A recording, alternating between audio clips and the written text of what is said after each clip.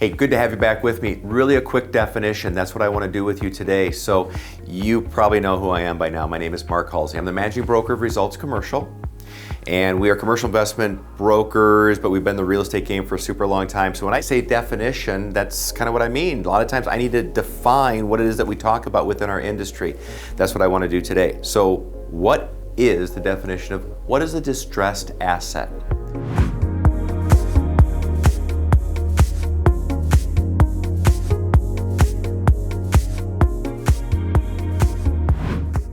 So I've been working with distressed assets for a long time, but sometimes we throw this around and people are like, what does distress mean? Now, everyone kind of gets the idea what distressed asset is. In fact, I walked into a building about a week ago that had suffered a fire. It's a 4-level office building.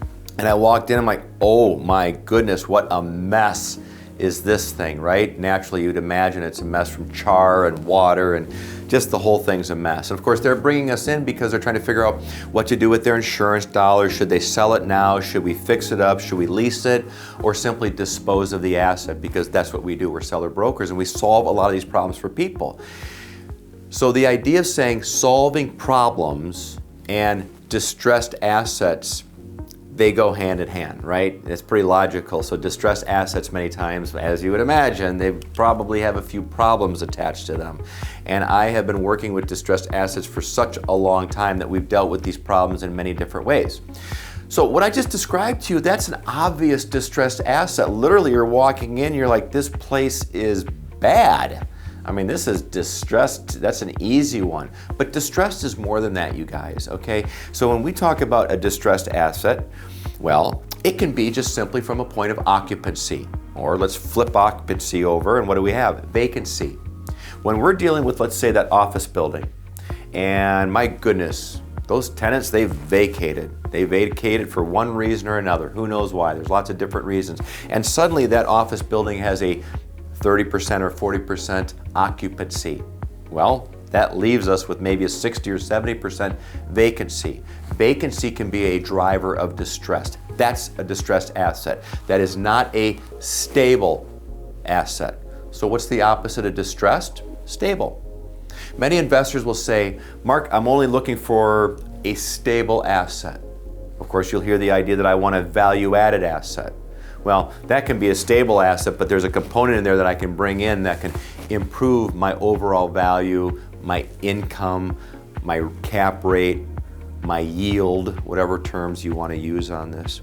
So you guys, distress can also be, as you can imagine, when we get into a foreclosure situation or pre-foreclosure situation or receivership. I'm dealing with one of those assets right now, about a $2 million retail receivership, and that means that we got problems. We've got problems with this asset over here. Problems that are so bad, oftentimes it's pending litigation, pending litigation that requires the court to step in.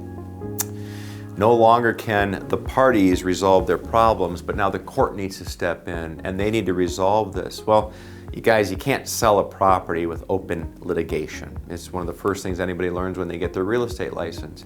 We need to resolve those issues. We need to have a clear, marketable title so that we can ultimately convey title and have an insurable title. So listen, it's important to understand the different levels of distressed asset, what it takes to resolve these problems, and it really helps when you can work with some brokers who have navigated these waters. During the Great Recession, we sold dozens, I don't even know how many, maybe even hundreds of distressed assets that were in a foreclosure state. Vacancy, category 2 vacancy. I mean, there's lots of different things that, and when I say these things, guys, these are laws and ordinances that sometimes you can have a category 1, category 2, category 3 vacant building, and sometimes you can't even convey title. The city says, you can't sell that until you get it to a certain standard. Not for the faint of heart. You better be dealing with people who know what they're doing and maybe people that are also pretty well capitalized. So now you know a little bit about this idea of what is a distressed asset. I hope that helps you out. Reach out to me if I can help you. I hope you'll subscribe to our channel, Results in Real Estate. We like to create lots of different content from the kind of very beginning basics of real estate all the way through for the advanced investor. So I hope you'll subscribe. In the meantime, I'm Mark at Results Commercial. Results Commercial is our website. I hope you'll check us out. Thanks for being with me today.